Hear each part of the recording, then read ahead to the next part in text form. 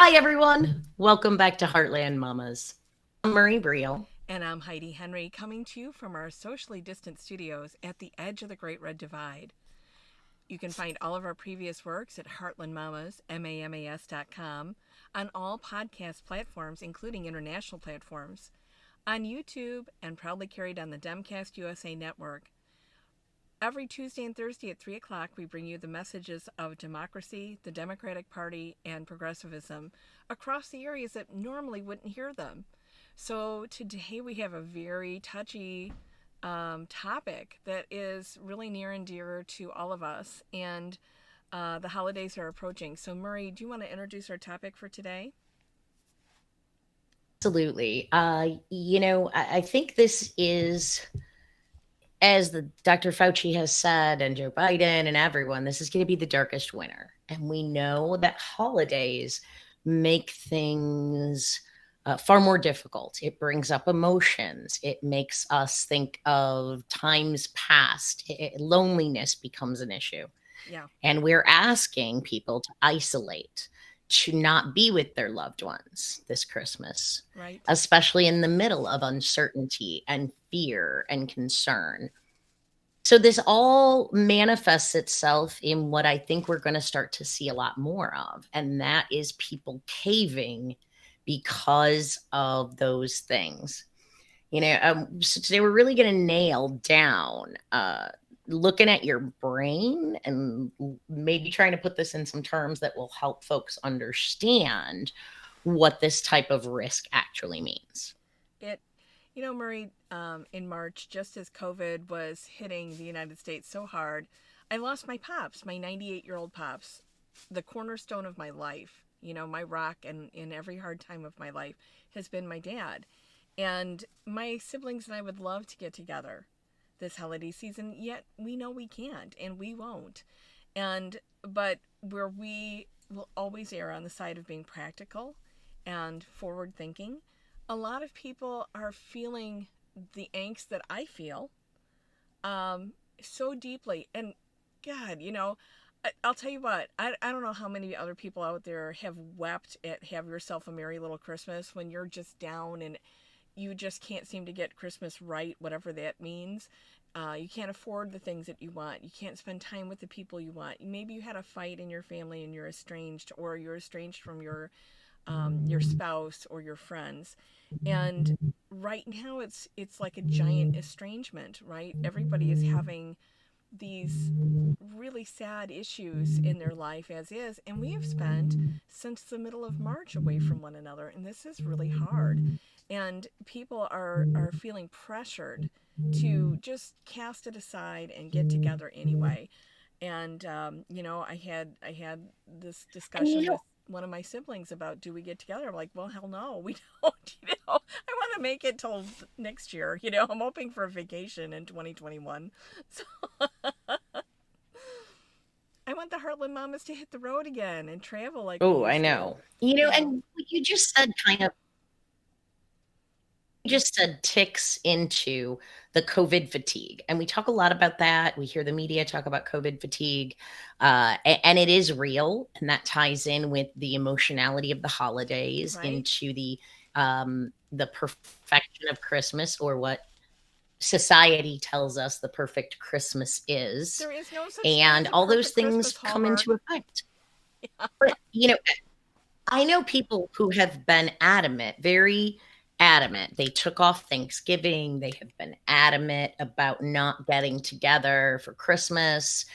Safety and health was more important. And I have seen those people, the closer we get to Christmas, their resolve give and give and give. And, I'm not those people. I can't say whether it's the guilt of the family member, whether it's the guilt of the parent, or the guilt of um, the child or the brother or sister. But I definitely think guilt is going to play an issue here. Yeah, yeah. So and you're going to start to see this, the selfishness of people. And you really have to question yourself and say, hey, I know I desperately want to be with my family, but is it more important, or having them for the next 5 years is? Murray, and it's really hard for people to grasp that. I want you to turn up the volume on your mic just a little bit because people are having trouble hearing you.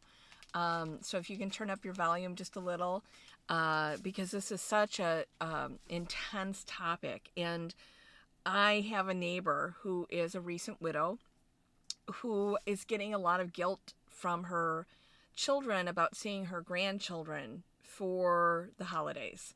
And she's like, I'm 72. My husband was older than me and he died rather suddenly. And she's like, I would love to see my grandkids, but I'd like to live a little bit longer. I still feel like I have more to do in life than risk getting COVID because they don't know that they have it. And I feel so sorry for her because she's one of my what we call the lunch ladies that in my area where we get together twice a month to have lunch and laugh and oh god, we laugh so hard. And we've really missed each other these last few months because some people see each other, their families, once a year, maybe twice a year. And the lunch ladies and I, we saw each other twice a month for the last, I don't know, 5-6 years, maybe longer. And I feel so bad for her because I know the pressure she's under. I mean, they had a crappy funeral and a crappy saying goodbye because of the situation in which her husband died, and that was September. So she's going through all that grief, and she's going through it alone because her kids don't live in the state. They live, I think, Minnesota, Iowa, and Wisconsin, and so now they're like they all want to come home and spend time together and grieve as a family, kind of like my family is going through. And she's like, no, wait a minute. Let's do Christmas in July because in July all of us will have been vaccinated. We have to really, commit to that.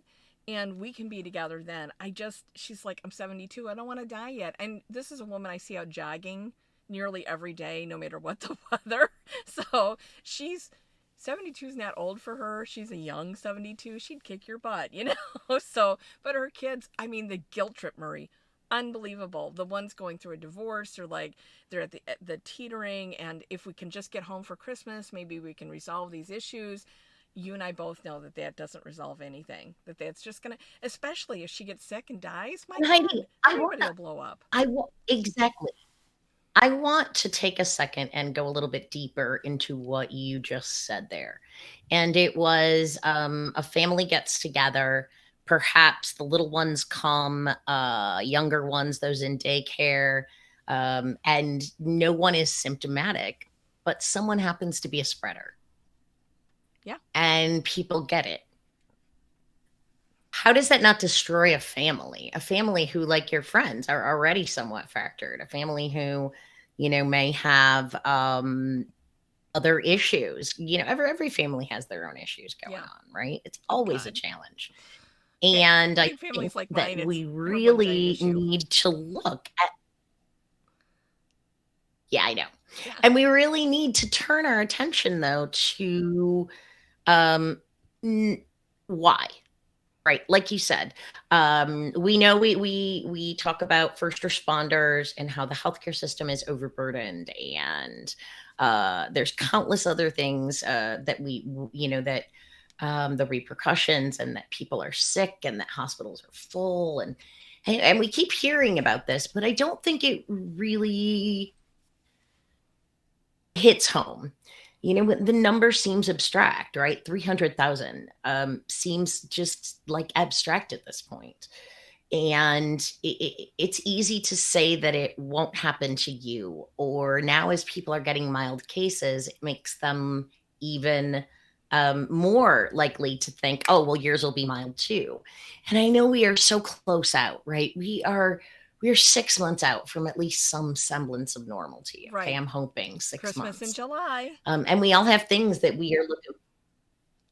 Yeah, Yeah. right.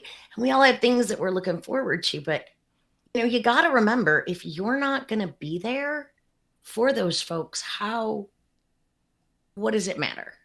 Well, And people, Murray, are always talking about ruining Christmas. I hate that phrase, ruining Christmas, because n- nothing can the ruin. Democrats didn't do that.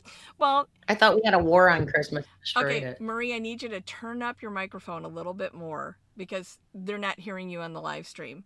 So, but I just want you to know that, and what you're saying is so important. So everybody needs to hear you, and I want people to understand that you can't ruin Christmas unless you take out Christ, which would mean he wasn't born. You know, not that you can't say his name.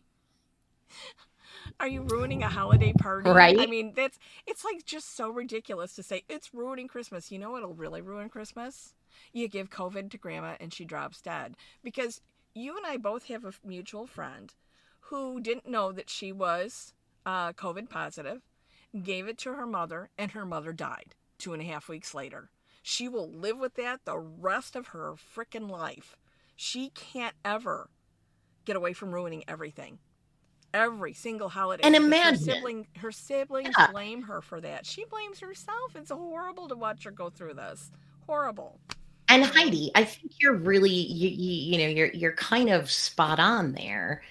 And part of that is, okay, so maybe there would be guilt for yourself and the guilt would be horrible, but your family is going to be destroyed. So if you think that this and Christmas have being together is going to make things better, how is it going to work if someone does get sick?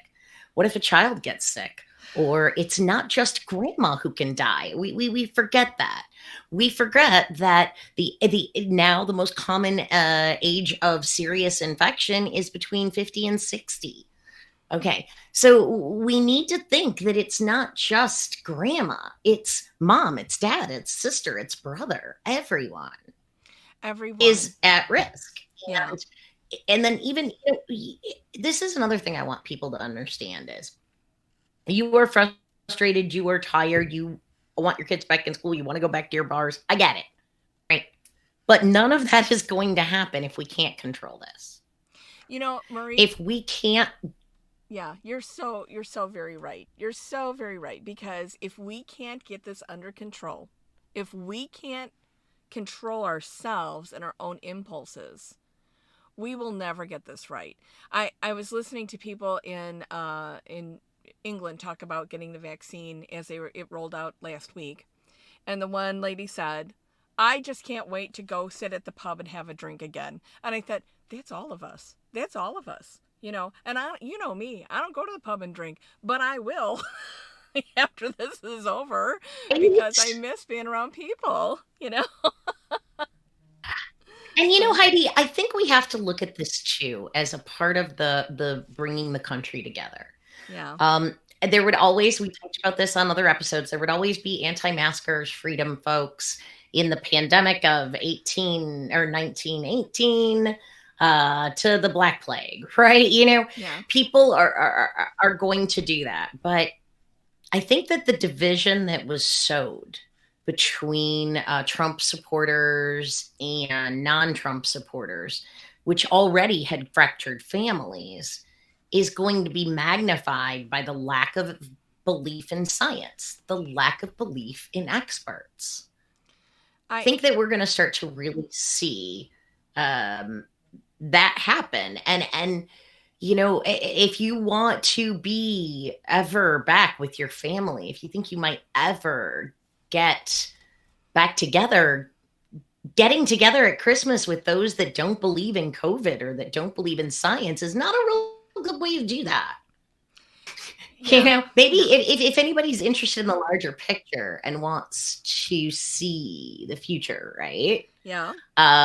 Maybe think this isn't good for now. Are we still having sound We issues? we are. We're still having sound issues, and ladies and gentlemen, Murray and I worked on our sound issues for 45 minutes before we started this. We finally got it so it sounded good on the rebroadcast materials that we use, and unfortunately, we screwed it up for you. I almost demonetized us again and said the F bomb. So I apologize. I didn't say it. I was thinking it though, because we screwed it up. I think it was more me than Yeah. her. So we're working on it, and we've got people that are texting me because they can't get a hold of her to let her know.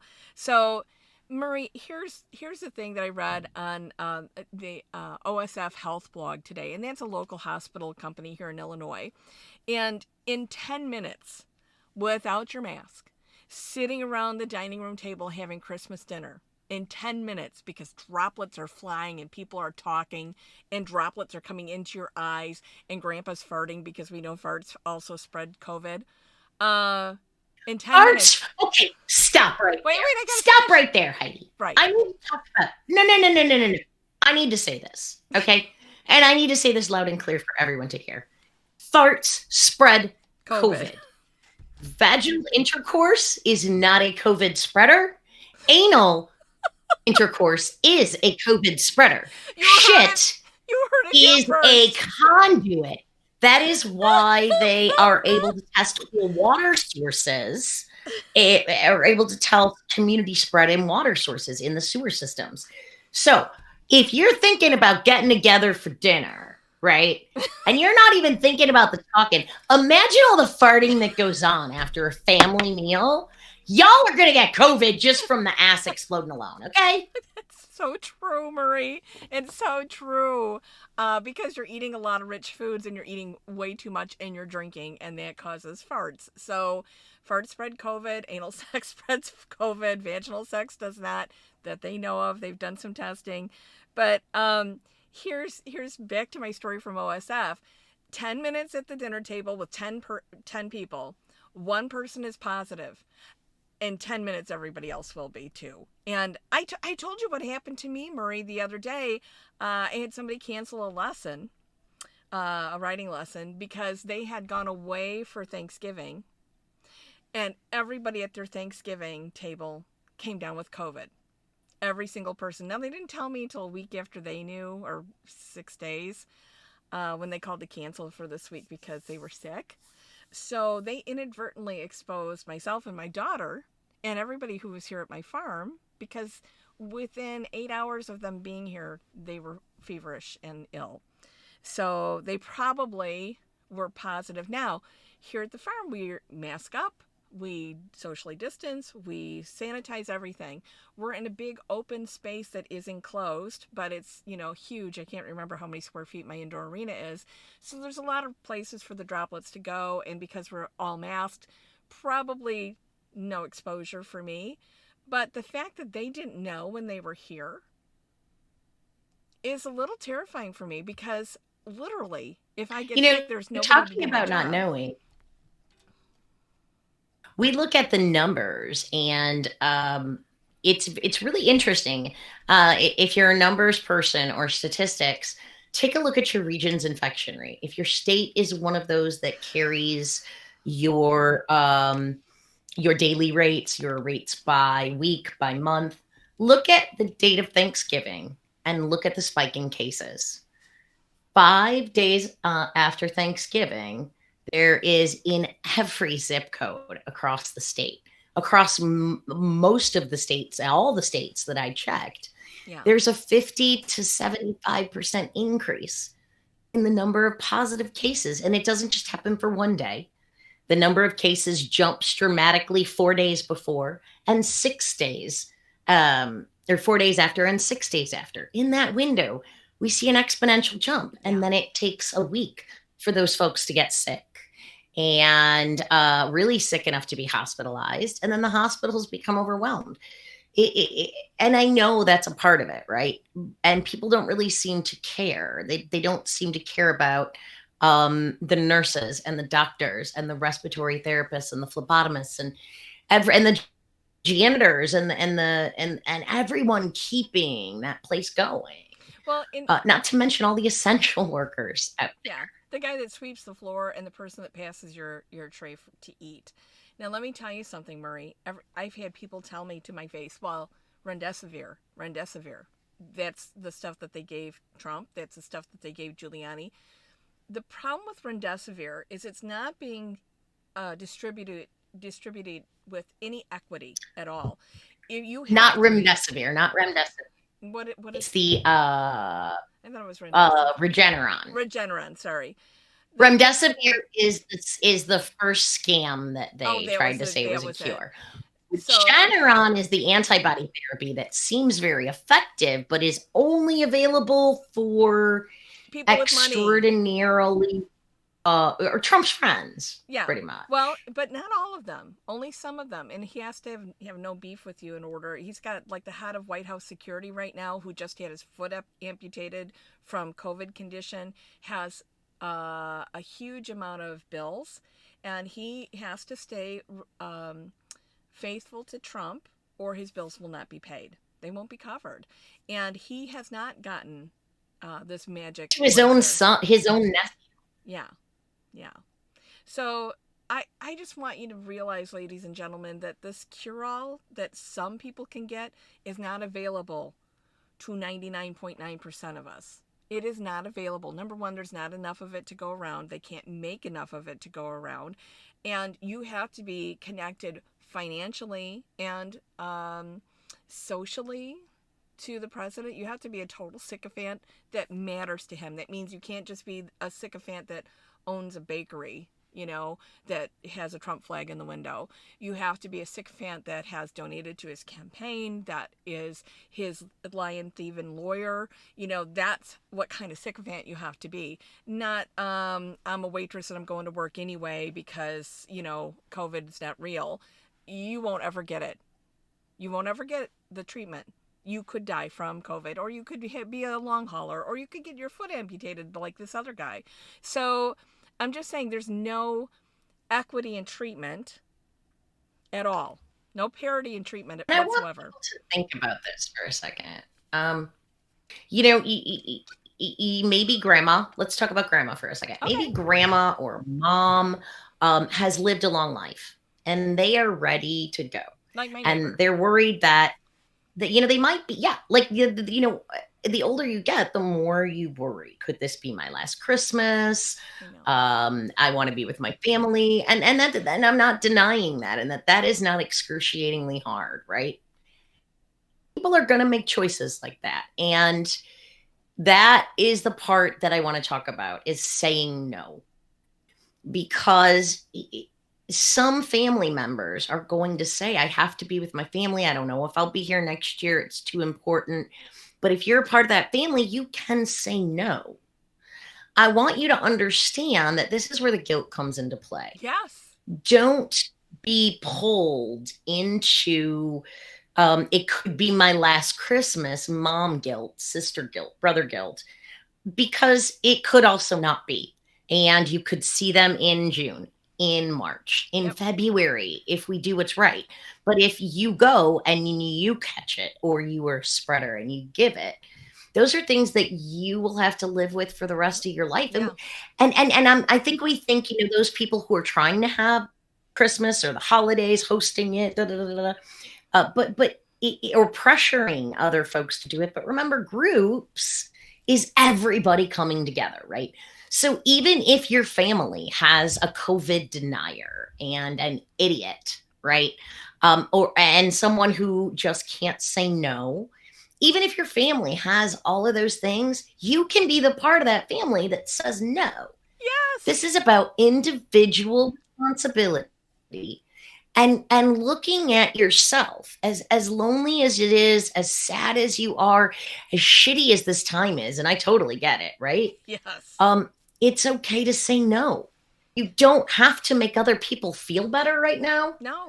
If you have any reservation, as any normal, logical, science following, sane person would, don't do it. Don't do it. But don't be pressured by your family, by your family friends. But, it can be as simple as a friend of mine. Her husband has multiple sclerosis. Her daughter's a firefighter. And they all live together, and they've been very careful. They had a friend come over who helped to do a bunch of stuff for around the house that the husband wasn't able to do. And she invited him in, and they sat at the kitchen table. And in a matter of an hour, he came home. He was fine. 2 days later, he wasn't feeling good. He tested positive. The entire family was infected. Oh my The God. dad who has MS was in the hospital. Oh, that's And terrible. she had so much guilt for giving in, for letting her guard down. But she also didn't want to be rude and she thought things were okay. Things were less likely, and he hadn't really been around anybody, and it was only an hour. And four people contracted COVID and one almost died. One was a first responder. And that's just a friend. So it's okay to say no. And anybody who doesn't understand that, when someone knocks at your door and wants to come over for Christmas, say no. The most dangerous place right now is in a restaurant, which most of them should be closed, and in a Not home. most of them, Marie, The all most of them. dangerous. Statistically, the numbers are highest for home spread. Don't do it. Say no. Well, Marie, and let's talk about the restaurant issue, because you and I both live in counties where the laws are not being enforced, and not law, but the mandates are not being enforced, or they're being enforced depending on if somebody makes a complaint or not, and then the state steps in and says you can't do that because the local governments have abdicated their authority. So, and you said most of them should be closed. No, in order to get through this, all of them need to be closed, because you cannot eat or drink with a mask on. You have to take it off and droplets come out. Droplets. Now, how do I know about droplets? When I wear my mask outside to teach writing lessons, the inside of my mask gets very moist. It's very annoying. I have a couple in each pocket so I can change them out while I'm teaching, so that one can dry while I have a dry one on, because it's uncomfortable and kind of gross. So then I know for sure that I'm catching droplets in my mask, and I'm doing this to protect the children and adults that take writing lessons from me. I'm doing it to protect myself, but God, I'd be just devastated if somebody got COVID from me. If one of my wonderful little 5-year-old students or my 82-year-old woman that rides here got it, oh my gosh, I'd feel terrible, because the 82-year-old woman that rides here, who's got a lovely Not house here. everybody would. We need to be realistic about this. Not everyone is going to feel bad about getting COVID, No, about giving it to someone else no. because they don't believe it's that serious, or they don't even believe that it's real. Okay. So, I mean, we've heard, so no, we can't go with that. That argument is not going to work. And I want you guys listening to realize what Heidi just said. The folks who are the deniers are the ones eating illegally in restaurants. The folks who don't think it's a big deal are the ones breaking the rules, and they're the ones pressuring to get together for Christmas. Oh, exactly. They're the Marie. ones who It's and you're falling, and people are falling for it. They're feeling this this pressure, this familial pressure, this societal pressure. You know what? Christmas is created.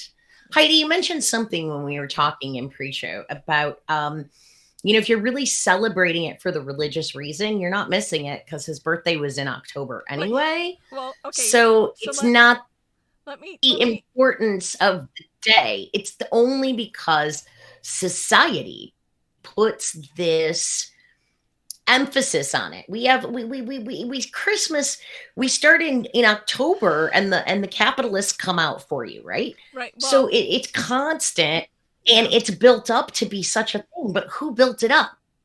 Everybody else. Retail. You don't have to follow the herd. You No. don't have to. You can be your own person and do what is right for you. And those guys out there who are going to bars without masks and walking into Home Depot and whatever, they're doing whatever they want. So you don't feel bad about doing what you need to do. And I want people to really understand that. Let go of that guilt. We're in, I hate this word, and I promise I would never use it again. We're in unprecedented times. And when we say that, it's freaking true. Yeah. But cut yourself some slack. Do not be guilted by family or lorded over that they would cancel the whole thing. Don't do it, man. Don't. Stick to your guns. Don't be afraid, because like we talked about, the guilt will be so bad. Yeah. Moving forward, if anything happened for you, not for the asshole not wearing a mask. It'll ruin Christmas forever. And let me It'll be a for merry deathmas. yeah. Well, and I just want to say that if say you have a large family like I do, and there's one sibling pressuring the others to get together and to drag grandma home for the holidays, you be the advocate for grandma and you stand up and say no. We're going to get together at another time. We're going to get together after this is over because I love her and I don't want her to get sick. And I'm also going to talk to you right now as a Sunday school teacher because I was off and on for 18 years a Sunday school teacher. And yeah, historians know for sure that Jesus was not born on December 25th. We know that it happened in October, and some people have placed it even earlier in the year than that. And if you are truly a Christian, your job is Jesus commanded because Christ is Christmas. That's what we're celebrating.